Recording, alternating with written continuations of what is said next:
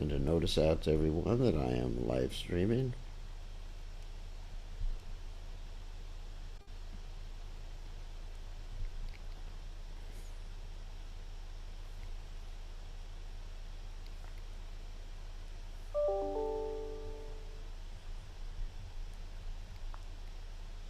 Okay. Just double check.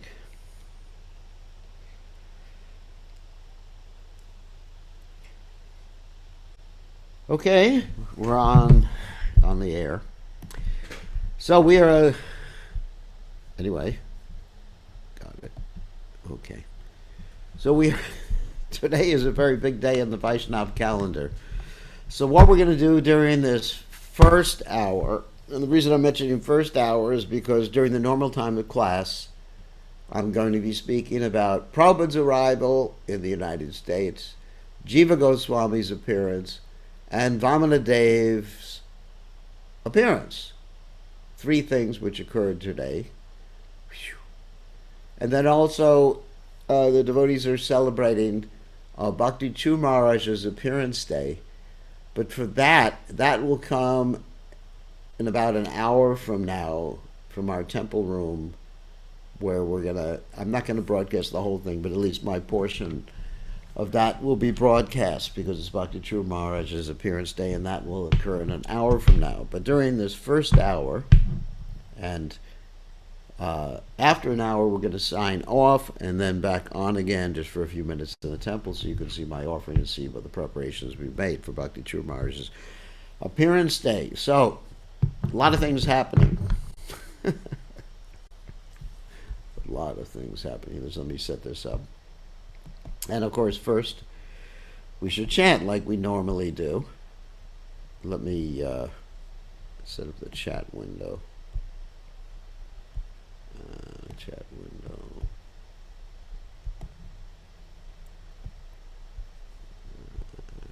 Chat.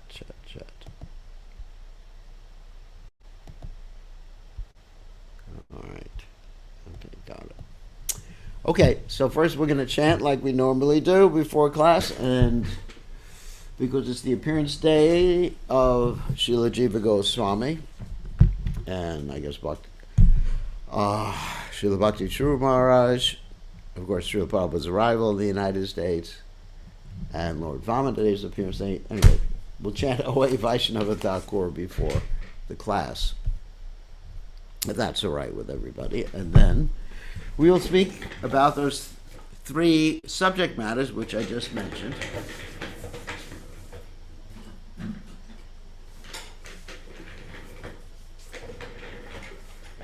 And then after that, we'll go to the temple and see the program for Bhakti Chu Maharaj. How about that? Oh, hey, Vaishnava Thakura, Doyara Sagar, Eda Se Karuna Kori, Diyapada Chaya, Shodaya Maya. Actually, I got to do one thing. I got to put a Band-Aid on my fingers because I did have a little cut.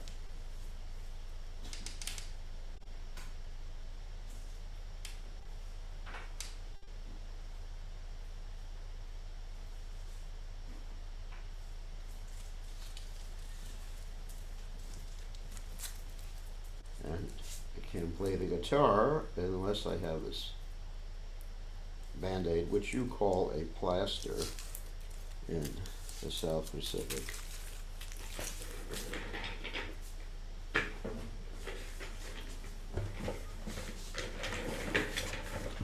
Okay.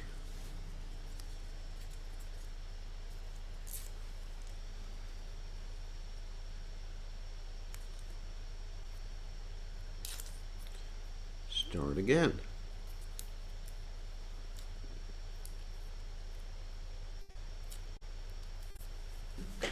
Oh hey, Vaishnava Thakur, Arasagar, hey, Se Kuruna Kori,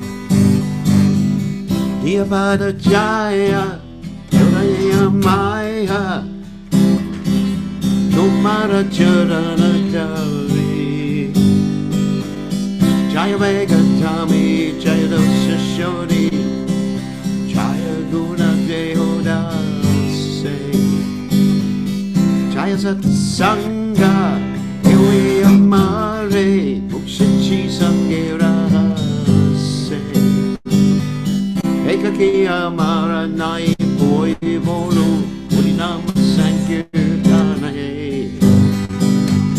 Dumi Kripakori Shata Vendudia Korone Deha Krishna Namadane Krishna Sai Tumara Krishna Dite Para Tumara Shakateya Je Amito Gangala Krishna Krishna Boli Gaita Bapajeva She Uhe Vaishna Takura Doyara Sagareda Sekaruna Kori Vyavada Jaya Shoda Dea Maya Tumara Charana Jari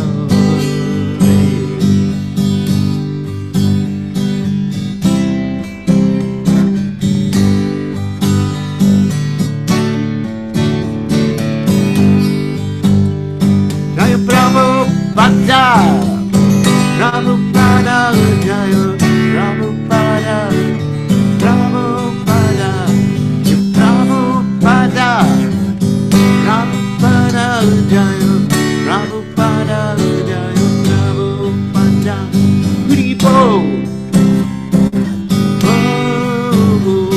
Hribo Haribo Lechako Haribo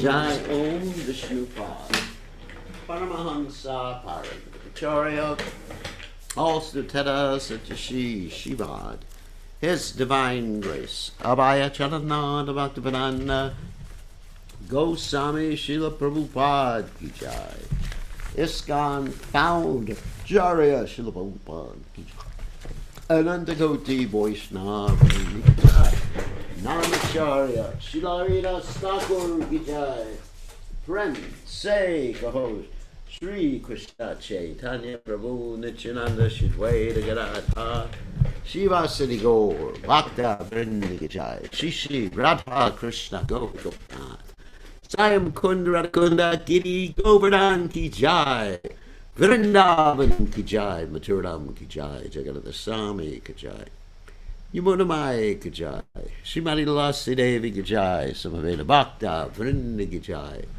Gaur Premananda Hari Hari Bol All glorious the assembled devotees All glorious the assembled devotees All glorious the assembled devotees All glorious to Shri Guru Gauranga Srila Prabhupada Ki Jai Gaur Premananda Hari Hari Bol So Namam Vishnu Padaya Krishna Prastaya Bhutale Shrimati Bhakti Vedanta Swamini Tinamani Namaste Saraswati Deve Gauravani Pacharane Nivashesha Shunyavadi Paschachate Jatarane So, Om Ganata Mirandasha Gananjana Shalakya Chakshur Meditam Yena Tasmai Shigadabe Namaha I offer my respectful obeisances unto the lotus feet of my spiritual master, His Divine Grace, A.C. Bhaktivedanta Swami Srila Prabhupada, who so kindly opened my eyes with the torchlight of knowledge while I was blinded in the darkness of ignorance.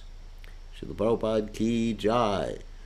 So, let us first talk about Prabhupada's arrival in the United States. On this day, in 1965, His Divine Grace A.C. Bhaktivedanta Swami Srila Prabhupada aboard the Jala Duta, that means the sea messenger ship, arrived at Boston Harbor, and he had to go through the formal customs and immigration department, and he was given 3 months to be in the United States. Of course, later on he extended that, and he was able to stay in the United States much longer, and eventually he got a green card of residency in the United States. So when Srila Prabhupada arrived, what did he think? Well, first thing is, after going through immigration and customs, he walked through the city of Boston and he saw the degradation of America. And many of you are thinking, boy, I'd really like to get to America or New Zealand or Australia, because you're thinking, if you're in Fiji, you're thinking this is the promised land. This is Vaikuntha. No, it's not Vaikuntha anyway. So you may be thinking that. So anyway, so what was Prabhupada thinking? Actually, we know to a certain extent what he was thinking, not completely, because you can't understand the mind of a pure devotee.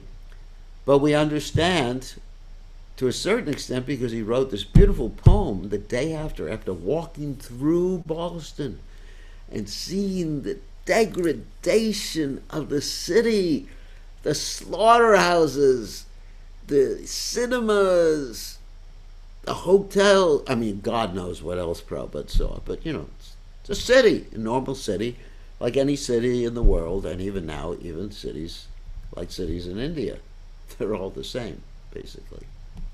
So Prabhupada wrote this beautiful poem called Amarkane Bhagavat Dharma. And I'm going to read a few of the stanzas in English from that poem, although the poem was written originally in Bengali.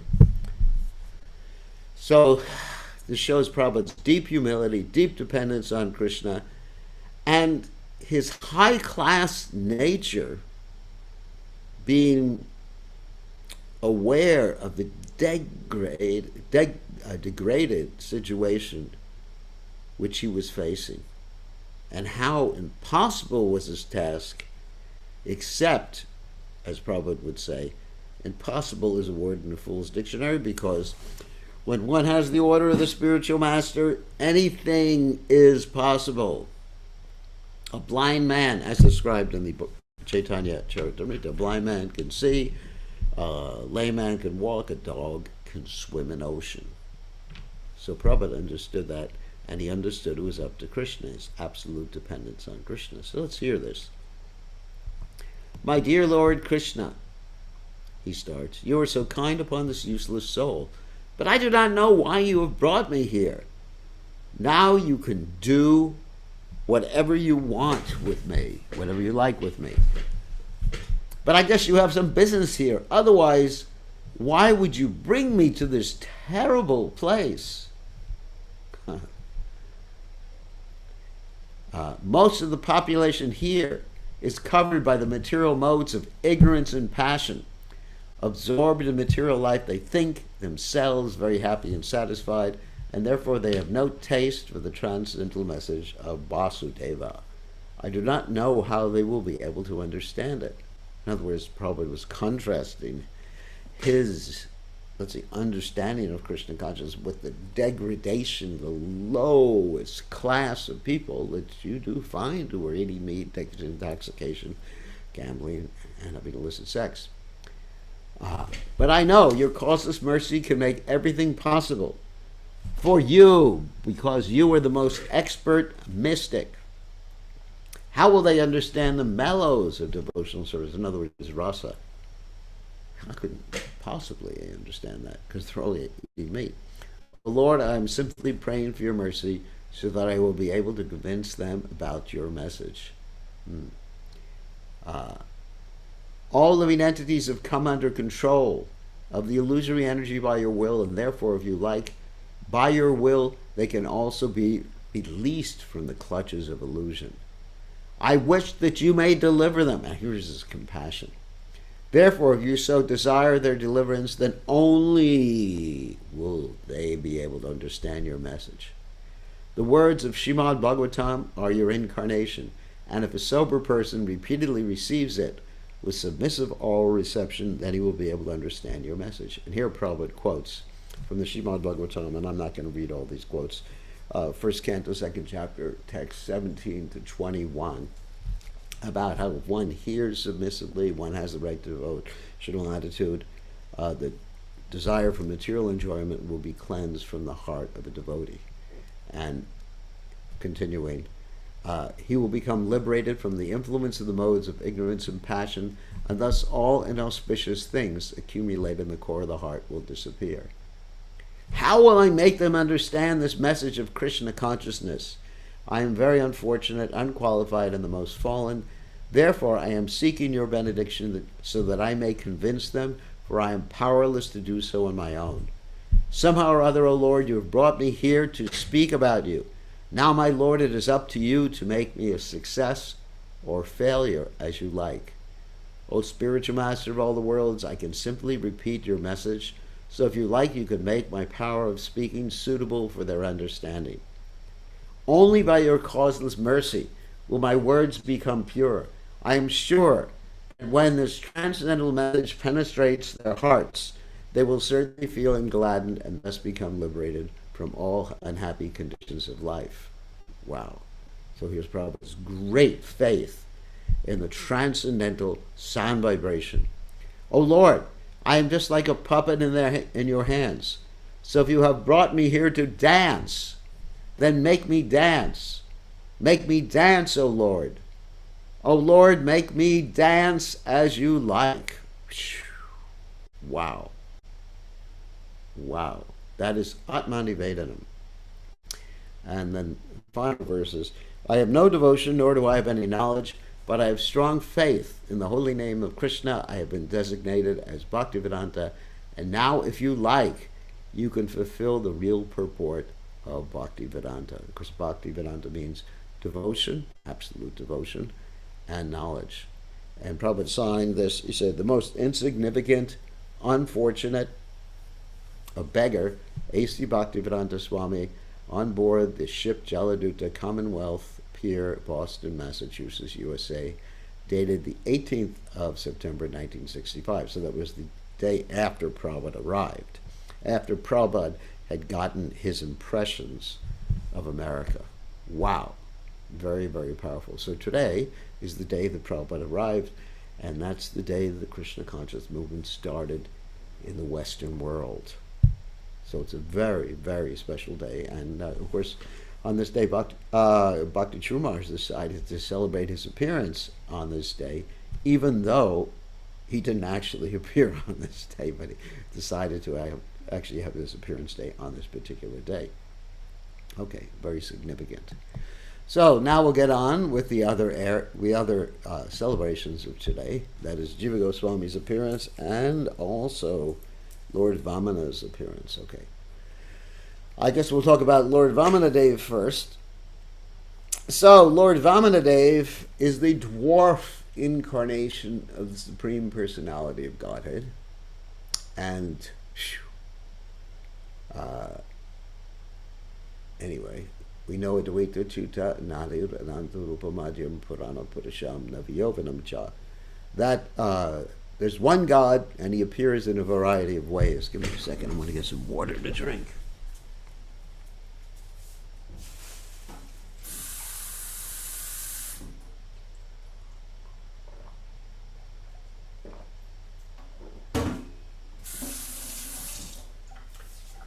Okay. So he appears in a variety of ways, and he can do all that simultaneously, which means at the same time, in different places, unlimited circumstance, unlimited forms.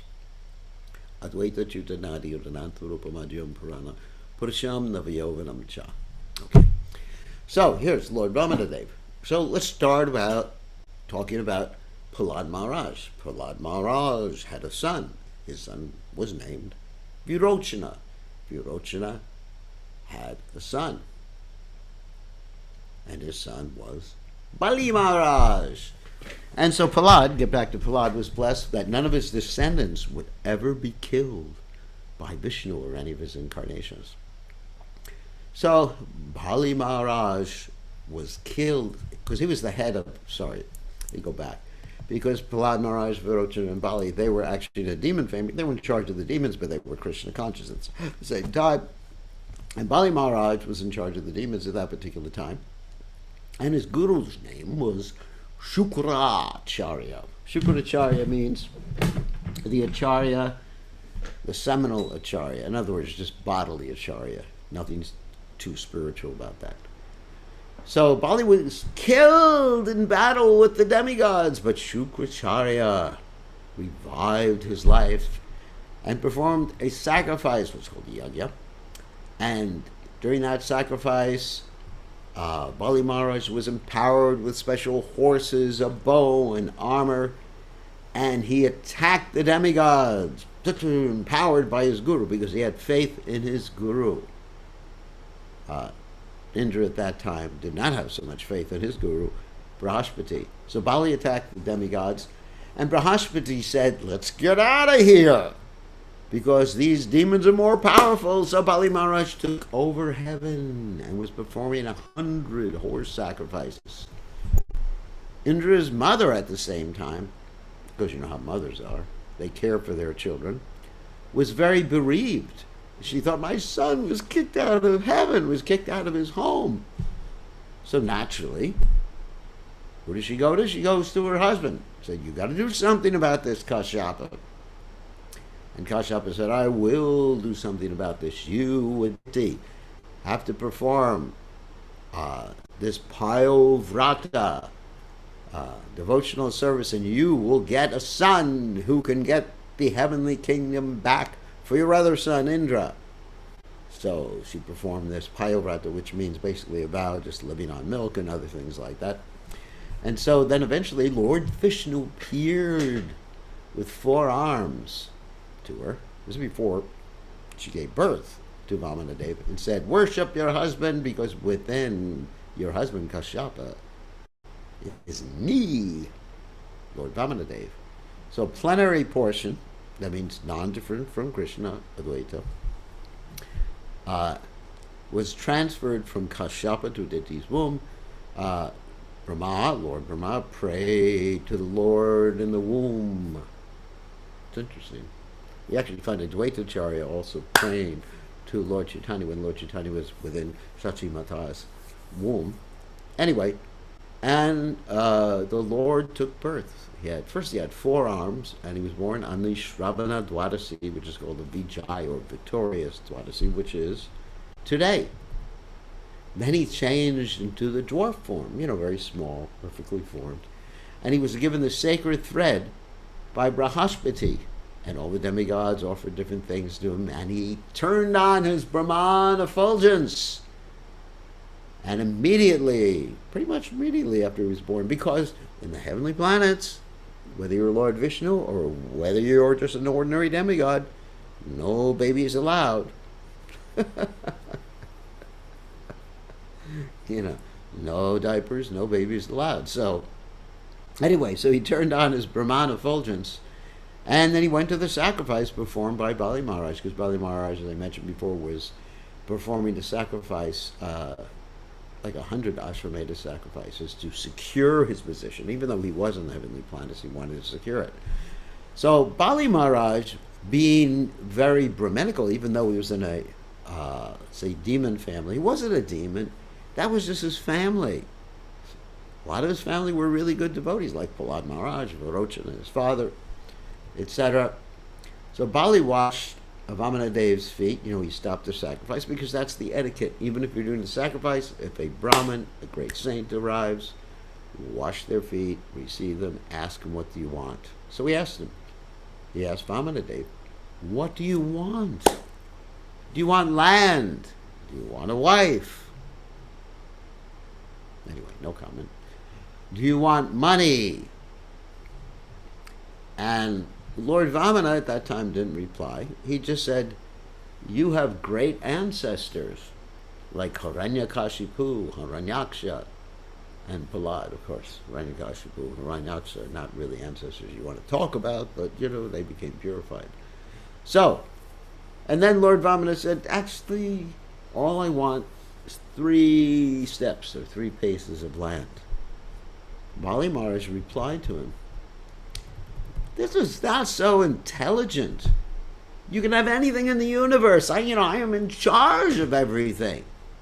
What's going on here? You've got to have some brains. Lord Vamana replied, look, I'm in control of my senses. If I'm not satisfied with 3 paces of land, then I will never be satisfied with anything. And of course, that's what Bhagavad Gita tells us. Avratam jnanam etena jnanina nichavayana kama rupena kontiya dushprena lenacha. That one is never satisfied, and it burns like fire. The desires, and trying to satisfy your desires means like throwing gasoline on a fire to put it out. Just makes it further inflamed. It's like if you have a nice car, you want a nicer car. If someone gives you a Tesla, you want a newer one or a better one. There's no end to desires. Anyway, so Bali said, okay, if all you want is 3 steps of land, that's what you're going to get. But his guru, Shukracharya, said, no, no, no, no, no. This is Vishnu, he's tricky. And Bali Maharaj said, yes, yes, yes. Because if I promise, I can't break my promises. And anyway, I want to give everything to Vishnu because he was in a good family. But Shukracharya said, charity is not good. If you endangers your welfare, you better lie. Lying is okay in certain circumstances. Lying is okay. This is from the Bhagavatam. Don't blame me. This is just what the Bhagavatam says. Lying okay is if you're flattering a lady, if you're joking, getting married, earning money, protecting your life, protecting cows, protecting Brahmins. And under certain circumstances, he's right. To protect life, cows, and Brahmins, you really have to protect money. Earn money, you got to do it. Joking also. So Bali disagreed. He said the earth cannot bear the weight of a sinful liar. So Shukracharya said, all right, you're making a mistake. I curse you to lose everything. Guru cursing disciple. Nice Guru. Nice Guru Maharaj. Thank you, Guru Maharaj, for cursing me. So Bali, in order to signify that he was giving these 3 steps of land, went to pour some water from a jug. But his spiritual master used the spiritual master's mystic power to make himself very small so that the water would not come out of the spout of the jug. So Bali tried to get, the water's not coming out of the spout. What am I going to do? Vamanadev, Lord Vamanadev, knew what was happening, so he took a little gucha grass and poked out the eye of Shukracharya, who was actually sitting in a spout. And from that day forward, Shukracharya was blind in one eye, and from that day he hated the Lord. Even though previously he was encouraging Bali Maharaj to worship the Lord, but to get what he wanted. That's called Sakama Bhakti. Sometimes Sakama Bhaktas, when they get what they want, or they don't get what they want, they get angry with God. So that's really bad. So at that point, after the water came out, and Vamana was actually promised in a very formal way, Lord Vamana increased his size, and he took the size of the universe. Woo! The first step, we stepped over the earth. Second step, the whole universe, and he kicked a hole in the universe. And the Ganges came out of that. Phew. Lord Brahma began to worship Lord Vamanadev with the Ganges coming out of Lord Brahma's Kamandalu, that means little water pot. Jambavan, who you remember from the Brahmayan, circumambulated Lord Brahma on this whole thing that was going on. And the followers of Bali got really angry. They tried to kill Vamanadev. Imagine, Vamanadev's so big, how are they going to kill him? No brains. Some were killed, but Bali told them to stop. Garuda came and tied up Bali Maharaj with ropes of Varuna. It was like watery ropes. Lord Vamana said to Bali Maharaj, you are a cheater! You promised me 3 steps. There's nowhere else for me to take a step. And Bali said, okay, you can take the 3rd step on my head. And Prahlad came to witness, and Lord Vamana placed his foot, which is gigantic at that point, on the head of Bali Maharaj and pushed him down all the way to Sutala, one of the planetary systems. Lord Brahma said to Lord Vamanadev, don't punish him anymore. But Lord Vishnu, he said, praise Bali. He says, Bali is blessed in his next, let's say, service, not life, but after he's finished in Sutala, where I will become the guard and the doorman, he will become Indra after the present Indra just goes. Because Indra is just a post. It's not a person, Indra is a post. So the demigods retook heaven with Vamana, who remains there, and Lord Vamanadev is continually worshipped by Indra, and Lord Vamana's expansion guards the lower planetary system, Sutala, where Bali Maharaj resides. And Bali Maharaj is considered a Mahajana. Mahajana means a great soul, one of the Dwadasha Mahajanas, 12 great souls, who set an example. And what example does he set? Atmani Vedanam. What does Atmani Vedanam means? To surrender oneself in love. Because we use that word surrender, to realize surrender. No, to give oneself, to give one's heart and love, soul, and everything. That's a sannyasi, body, mind, and words, to the service of the Supreme Lord with one's heart. And that's the final process of devotional service, of the Bhakti 9 process of devotional service. Atma Nivedanam. So today is Lord Vamanadev's appearance. So that's a brief description. You're welcome to read about it in the Srimad Bhagavatam. Finally, we're going to talk about Srila Jiva Goswami. Srila Jiva Goswami is very, very important personality. Jiva Goswami ki jai. Ontologically, he's known as Vilas Manjari. Someone has a question. In this world, when a person takes over a job, the person who leaves usually trains his or her replacement. Does the present Indra have to train Bali? I don't know.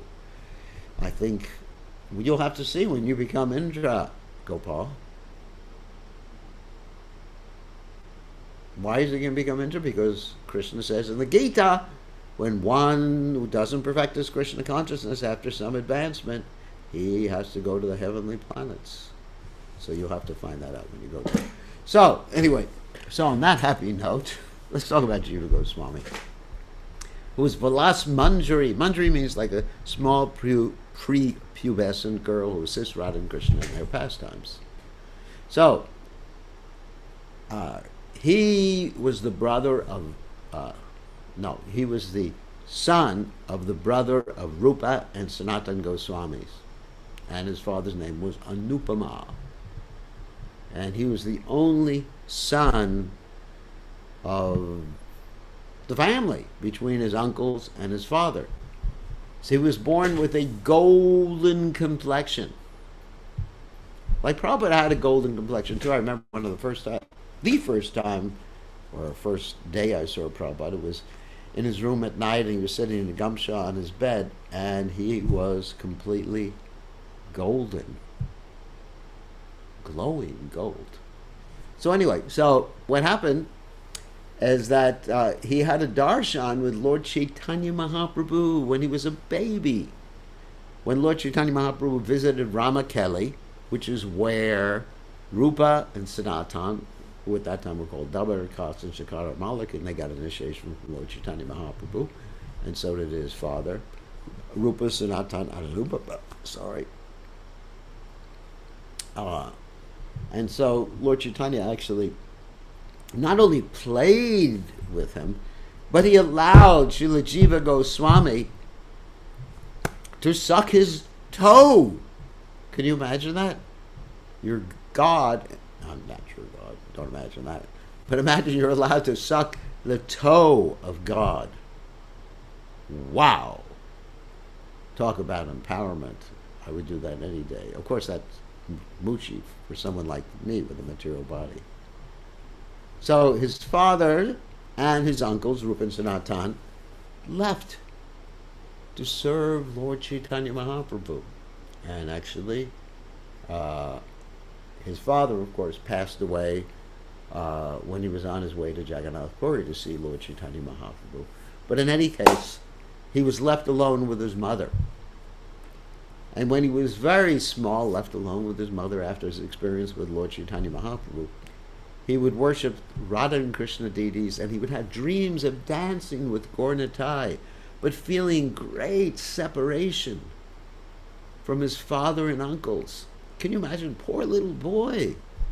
Father and uncles, they all basically took sannyas to join Sri Chaitanya Mahaprabhu. It's so sad. I mean, sad in pastime. So eventually, when he got a little older, he went to Navadvip to see Lord Nityananda. And he met Lord Nityananda at Srivas Thakur's house. The next day, he went to Sachi Mata's house and was blessed by Sachi Mata and her assistant, and taken on a tour of Navadvip by Lord Nityananda. Wow! Amazing, isn't it? He was taken on the Navadvip Dham Parikrama, which is described by Srila Bhaktivinoda Thakur in his Navadvip Mahatmya and Navadvip Dham Mahatmya. Anyway, so he was taken there by Lord Nityananda. This whole tour is described by Bhaktivinoda Thakur, and shown all around to see the holy places of Lord Chaitanya Mahaprabhu's pastimes. After that, Lord Nityananda sent him to go to Vrindavan, but first he said, you have to go to Kashi, Benares, to study with its great personality known as Madhusudana Vachaspati, who was the disciple of Sarvabhauma Bhattacharya. He's a great scholar. And so it was very important for Lord Nityananda to order Jiva Goswami to study Sanskrit intensely so he would be able to carry out Lord Chaitanya Mahaprabhu's mission. So Lord Nityananda knew about this mission. He knew what Jiva Goswami had to do because Lord Nityananda is omniscient. Okay, so then after that, Jiva Goswami went to Vrindavan and he met up with Rupa Goswami. Wow. And Sanatana Goswami. While there, he was given his deity of Radha Damodar. And the deity of Radha Damodar, very special, that's the deity that was worshipped by Srila Jiva Goswami, was fashioned by Srila Rupa Goswami.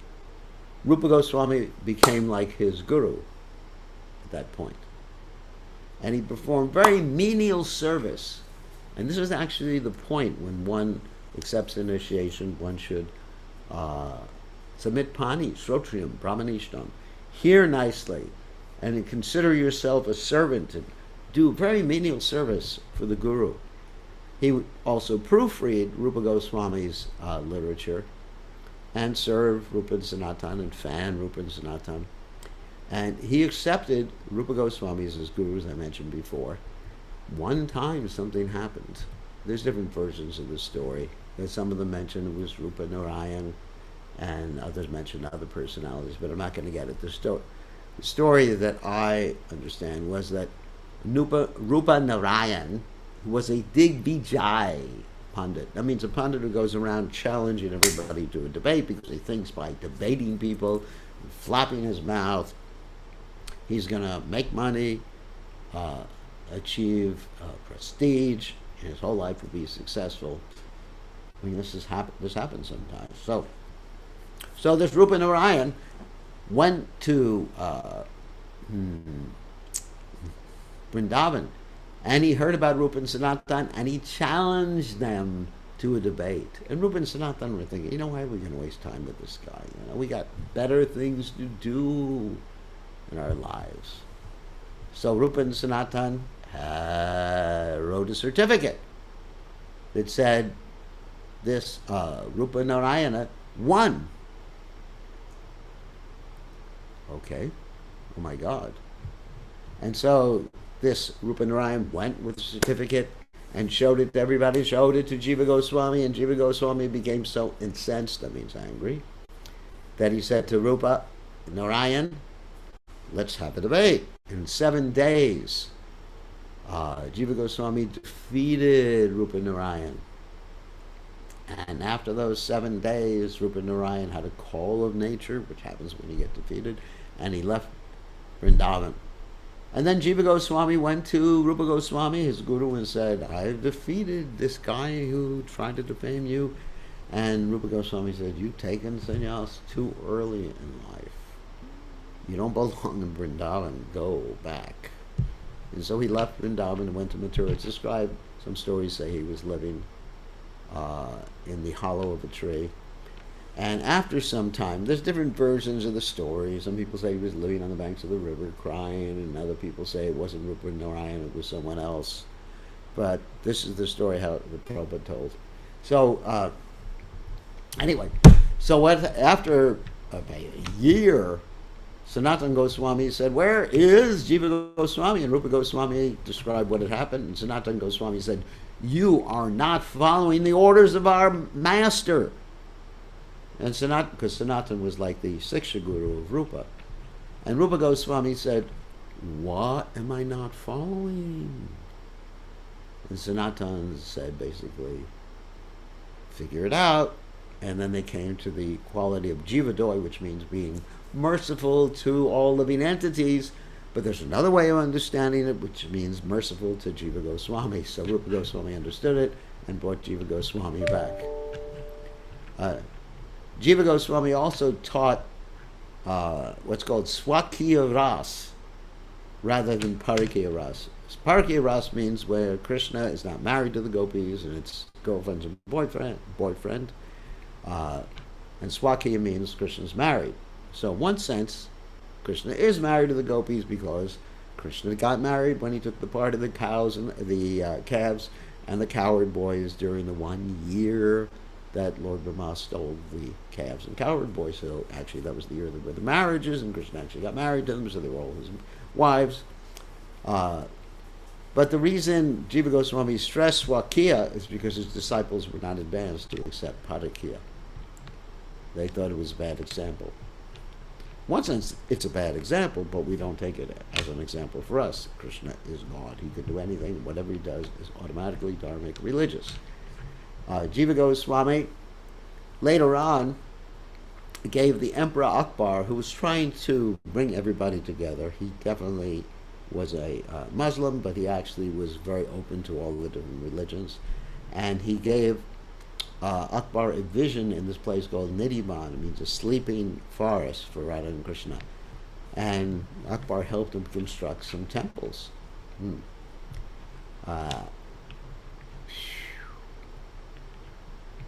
And then there was a debate in Agra, which Jiva Goswami took part in, and the debate was to determine what is more glorious, the Yamuna or the Ganges. The Yamuna was, he established, because she's the consort of Krishna. He made Akbar promise never to hunt in Braj. Jiva Goswami also was the Siksha Guru of Shaimananda, Narottama Das Thakur, and Srinivasacharya. Just wait for your questions. Wait for your questions. Wait till I finish this narration. Hold your horses. Established the Radha Temple, Radha Damodar Temple. Prabhupada stayed at the Radha Damodar Temple. Prabhupada said the Radha Damodar Temple is the temple of Jiva Goswami, is his eternal residence. Jiva Goswami appeared in this world in 1513, okay, and left this world in 1598. That's about 85 years.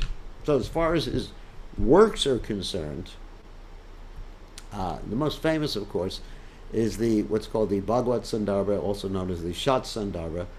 There's 6 parts to it. The first Sandarbha, which is known as the Tattva Sandarbha, deals with epistemology. Oh my God, that's a big word. Epistemology means, sorry about that. Epistemology means, how do you know what you know? And in this, I'm not going to go through the whole thing, he proved it, Srimad Bhagavatam is the most authoritative evidence, even more than direct perception, that points to the absolute truth. And the second Sandarbha, there's 6 of them, it's called the Bhagavad Sandarbha, and it draws a distinction between Brahman, the impersonal Brahman, and the Paramatma.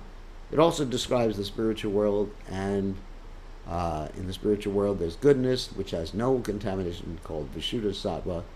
There's discussions of deity worship, the Lord's potencies, the Lord's transcendental position.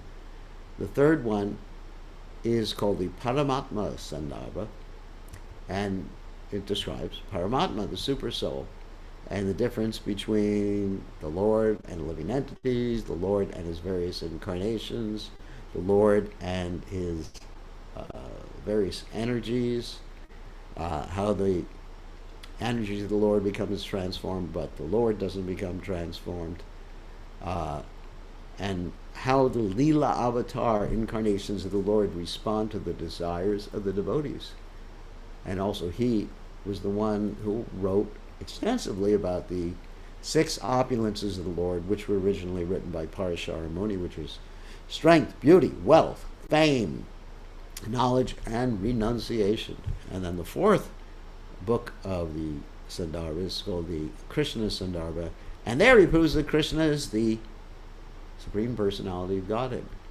Discussion of his qualities, Goloka Vrindavan, the Yadavas, the manifest and unmanifest pastimes. Unmanifest means the pastimes in this world that are still going on that you can't see, the queens, and ultimately the gopis and Srimati Radharani's topmost position. The 5th one we call the Bhakti San Sandarbha, and there's a discussion of devotional service, the ecstasies, difference between the Mahabhagavad, like Srila Prabhupada, and the ordinary devotee like ourselves. The 6th one is called the Priti Sandarbha, that means love. And it's a really deep discussion of love and discussion of different rasas. Rasas, we mean, Dasa, Shanta, Vatsalya, Sakya, Vatsalya, Madhurya. And then also the indirect rasas, the overlapping of the rasas. Then he discusses vipralamba, separation, connection, enjoyment, and connection, which is called sambhoga. And ultimately, he ends with an elaborate description of Srimati Radharani. So these literatures by Jiva Goswami, and also right now I'm doing a narration, which I've done about 3/4 of the Gopal Champu of Jiva Goswami, in which he actually goes into elaborate detail concerning the pastimes of the Lord in Vrindavan and outside of Vrindavan as they occurred during Krishna's manifest presence on this earth planet. Srila Jiva Goswami is known as the most erudite scholar of all time, not only in our tradition. And there are departments of different universities, I think it's Benares University, just dedicated to Jiva Goswami. And his philosophical acumen is unequaled anywhere, at least on this earth planet. Of course, Lord Chaitanya, that's a different thing. But this is how Lord Chaitanya Mahaprabhu empowered him. Jiva Goswami is also instrumental in helping Raghunath Das Goswami with the excavation and legalities surrounding Radha Kund. Because Raghunath Das Goswami, of course, he got the money, but he didn't want to do anything with money because he came from a very rich family before. He was very much reticent to deal with money. So basically things were put in the name of Srila Jiva Goswami rather than Raghunath Das Goswami, because Raghunath Das Goswami understood his particular, let's say, example was meant to show extreme renunciation. So we worked very, very closely with Srila Jiva Goswami. And as I mentioned before, Srila Jiva Goswami is known as Vilas Manjari in Krishna's pastimes. I mean, a small prepubescent girl who helps Radha and Krishna in their pastimes. And of course, Rupa Goswami is Rupa Manjari. So he, along with his guru, are both Manjaris, along with the other Goswamis in Vrindavan who are eternally assisting Radha and Krishna. I mean, who can understand what this actually means? One actually has to have spiritual vision to understand what this actually means. So, therefore, we have actually described what we wanted to describe today. So now, give me a second, and I will go back to a normal screen. Give me 1 second, detail. I have to alter a few things here.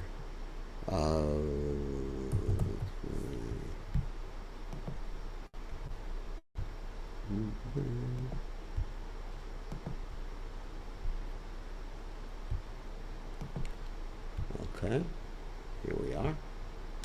Okay, so now I guess I need to unmute you. Let me answer the questions.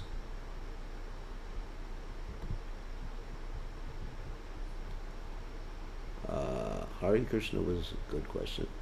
If all the other gopas got married that year, why didn't Nanda Maharaj get Krishna married at that time? Good question. I think you'll have to ask Nanda Maharaj that. Maybe he was younger than some of the other gopas or something like that. Anyway, he wasn't married at that particular time. Or maybe he was. I think you'll have to ask one of the Goswamis those questions.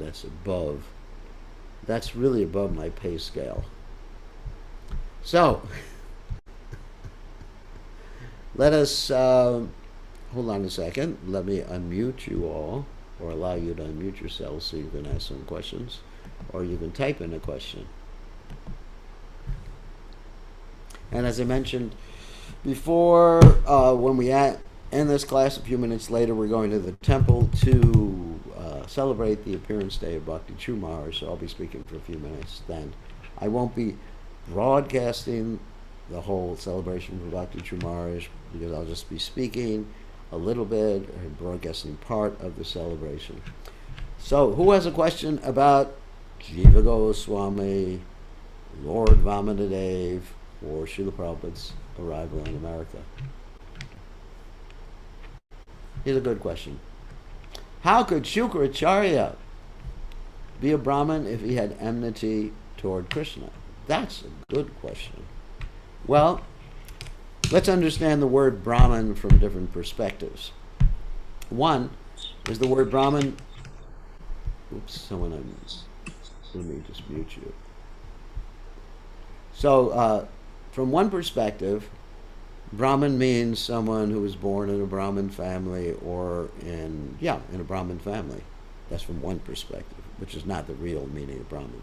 From another perspective, the word Brahmin means one who knows Brahman.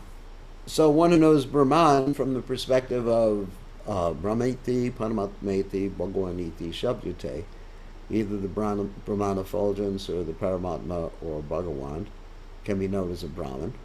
One who knows rituals can be known as a Brahmin. A Smarta, he's known as a Smarta Brahmin. There's different types of Brahmins.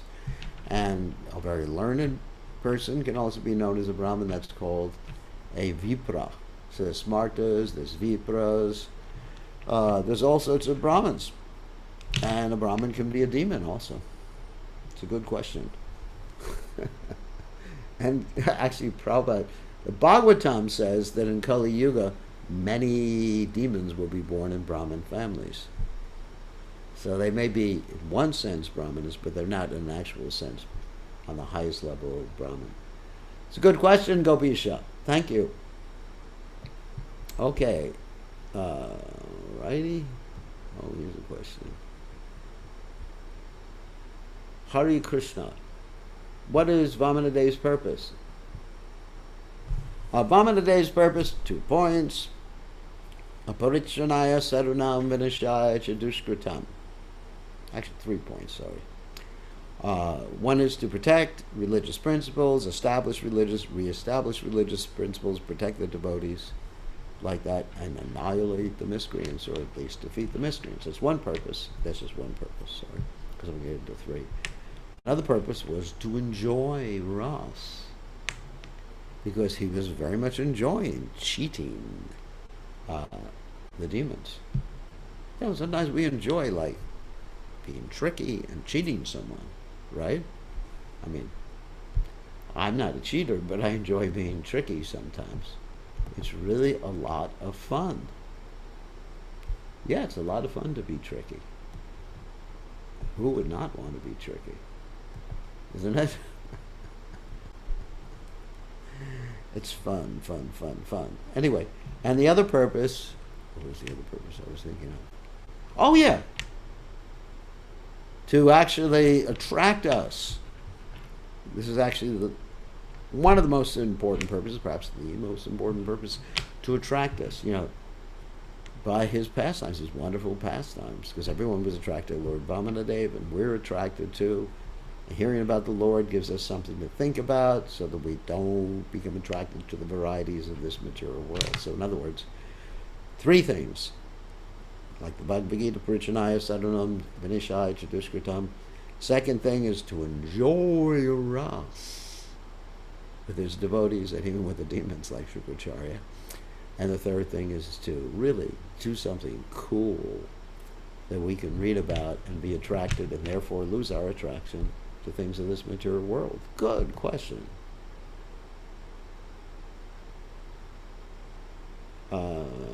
Kunjavasini, I'll answer your question later. Mr. Cohen, since Jiva Goswami is known as the greatest philosopher, why aren't all academic philosophers followers of the Gaudiya Vaishnava Siddhanta? Because people do not surrender because they are defeated or find someone who knows more than them. That is called the false ego. You think scholars don't have false egos? That's right. People don't admit defeat. I mean, like, for example, in the United States, we have someone who won the last election.